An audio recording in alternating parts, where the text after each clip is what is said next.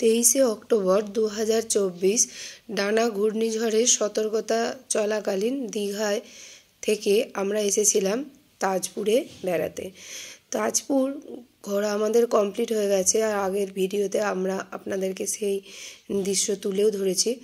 তো এখন আমরা চলে এসেছি শঙ্করপুর। তাজপুর থেকে মেরিন ড্রাইভ হয়েই আমরা আবার শঙ্করপুর এলাম।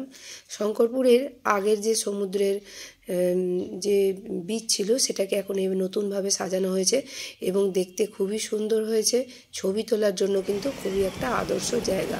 আর আমরা যখন শঙ্করপুর এসেছিলাম তখন সমুদ্রে জোয়ার আসছিল।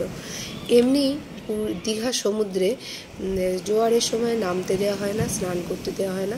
তার উপরে ছিল ঘূর্ণিঝড়ের সতর্কতা, সেই জন্য কাউকেই সমুদ্রে নামতে দেওয়া হচ্ছিল না। দূর থেকে সবাই আমরা সমুদ্র দেখছিলাম। আর এমনিও শঙ্করপুরের সমুদ্রে কিন্তু ভিড় কম। সমুদ্রের ঢেউ দেখতে গেলে বা জোয়ারের সময় সমুদ্রের সৌন্দর্য দেখতে গেলে কিন্তু শঙ্করপুর একটা অত্যন্ত আদর্শ জায়গা।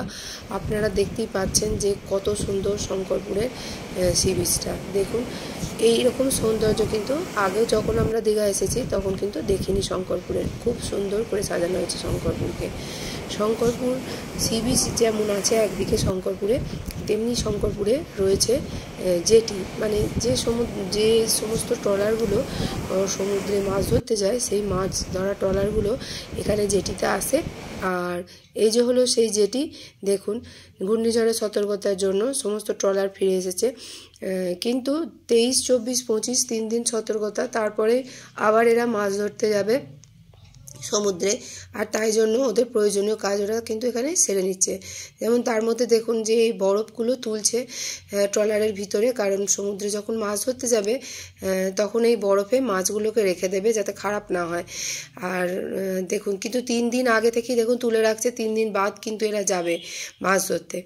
আর বরফ কিভাবে তোলা হয়, কিভাবে দেখুন ট্রাকে করে নামানো হচ্ছে বরফ, তারপরে এভাবে টেনে নিয়ে আসা হচ্ছে। এখানে কিন্তু বরফ তৈরির জায়গা রয়েছে, আর ওখান থেকেই এভাবে বরফগুলো তুলে নেওয়া হচ্ছে জেটিতে, আর জেটি থেকে মানে ট্রলারে। তো বন্ধুরা, এই ছিল আমাদের শঙ্করপুর ভ্রমণ। আমরা 23 তারিখ অর্থাৎ 23শে অক্টোবর 2024 আর কোথায় কোথায় ঘুরলাম, আর পরবর্তীকালে সত্যি ডানা ঘূর্ণিঝড়ে দীঘায় কী হয়েছিল সেই সমস্ত ভিডিও দেখতে আপনারা কিন্তু অবশ্যই আমাদের চ্যানেলটাকে ফলো করবেন। তাহলে আপনারা বুঝতে পারবেন যে কতটা রটে আর কতটা ঘটে।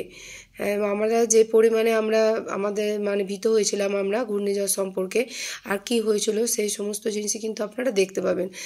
তো বন্ধুরা, এতক্ষণ ধরে ভিডিওটা দেখার জন্য আপনাদের অসংখ্য ধন্যবাদ।